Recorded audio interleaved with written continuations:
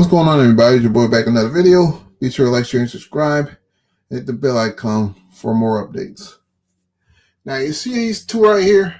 These two pigs right here? Poor excuses for human beings. Well, they're being accused of torturing the two adopted sons that they got. Saying that, even saying that they should shiver, dumb fuck. Now, let's get into it, shall we? They say a deranged couple allegedly laughed with each other about torturing their hated foster child to death. Prosecutors claim while delivering closing statements in an explosive murder trial. So these two are accused of just blatantly not taking care of that kid that they allow themselves to adopt. You know what I mean?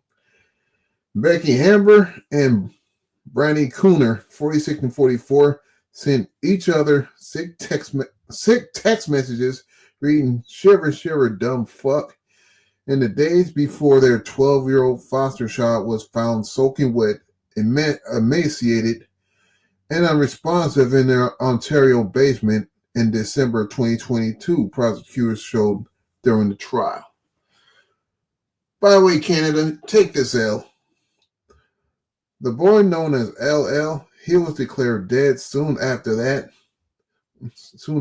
text, with authorities noting he was about the size of an average 6-year-old. He is believed to have died from hypothermia or cardiac arrest brought on by malnourishment. They ain't give a fuck about that boy. All he was a paycheck, and that's it. Anyway, Cooney and Hamber also sent each other damning texts just a month before the boy died. Messages prosecutors said indicated that they knew they were harming him and that they hated him. Well, that explains why they married each other, both women. I'm guessing they hate men, period. And since they took it upon themselves to adopt this boy, they're gonna find him an easy prey to treat him like garbage. They couldn't do it to the men, so they treated this kid like a subhuman. Well, unfortunately, my thoughts are he is certainly going to die, and I'm going to jail. That's what Cooney alleged. That's what Cooney texted her wife. They think this is a joke, man. These are people's lives. But they're like, I guess they're like competing with each other, like who can treat their adopted kid the worst. Anyway, both of them went to trial in September and pleaded not guilty to murder, failing to provide the necessaries of life, assault with a weapon, and confinement. The couple had been caring for LL and his younger brother since about 2017 and were close to adopting them despite years of alleged heinous behaviors that included isolating the boys from each other and forcing them to live in filthy conditions. Oh, imagine that. We're going to get to that. I'm not going to show the boys. I'm just going to show these pigs. Anyway, LL allegedly slept on a cot that was often covered in vomit and only ever cleaned with wipe, a social worker testified at the trial, which began in September. That social worker testified that there was always vomit everywhere when she visited the home and that the couple insisted LL had an eating disorder which caused it, as according to the Daily Mail.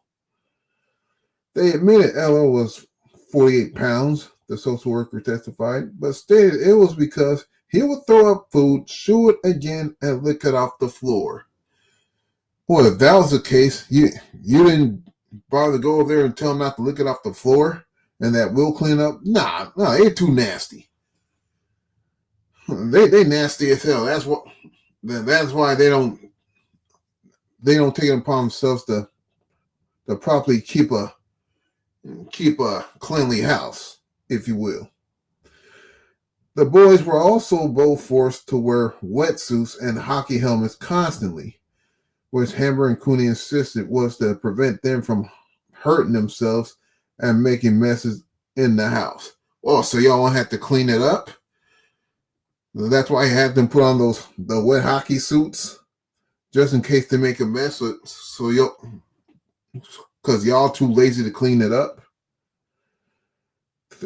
Let's move on. The couple frequently took blankets away from the kids and suggested that the brothers exercise to keep warm instead. Prosecutors said,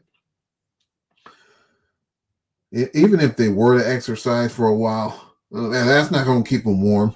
You're just going to make them tired. Apparently, they're too lazy to put a blanket on them too, and to isolate them from one another. Anyway, Hammer and Cooney's defense argued the parents had done everything in the boys' best interest, but that they were a challenging pair of kids to care for with complicated behavior needs. But I bet you there was nothing complicated about the money that they'd be put into their pockets for taking care of these two kids, these two defenseless boys. Anyway, they also argued that child care and health professionals were checking on the kids and had never reported any concerns about their care. There is no jury in the trial, and a judge will decide the couple's fate after closing arguments ended Friday. Well, I guess it was this. I don't know if this past. Yeah, it was like this story is a couple weeks old, but it's new to me. So I don't know whether the judge punished them or not, but hopefully an update will indicate that they're whether or not she punished punish these two animals right here, or set them free. I tell you, I'm like I said before, these two do not like men, which is why they treated these two like garbage. They separate them. They had them put on wetsuits just so they won't hurt each other, and to not make them. They have one of them lick the vomit off the floor and off the walls, so because they're too lazy to clean it up themselves. And they had LL laying on the cot that had vomit on it. That is trifling, man. It was a good thing they don't have kids of their own. It is a very good thing. To me, it's a good thing that they're both couples. So if any man holler at them, to beware. To beware not to even deal with these two. I hope the judge throws the book at him.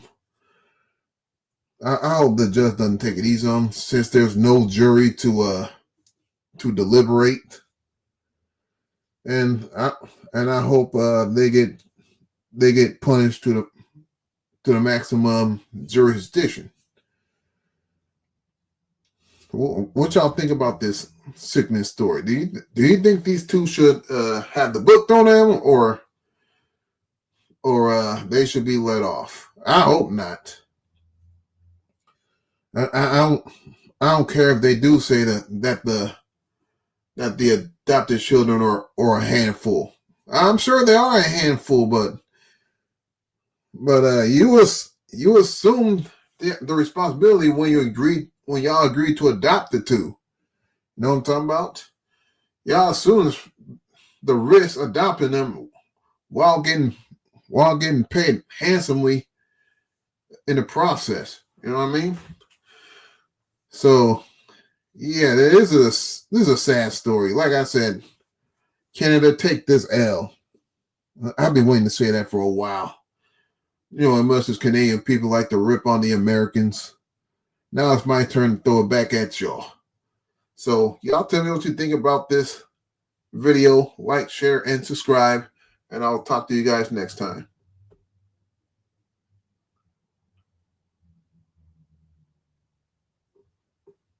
Sorry about that.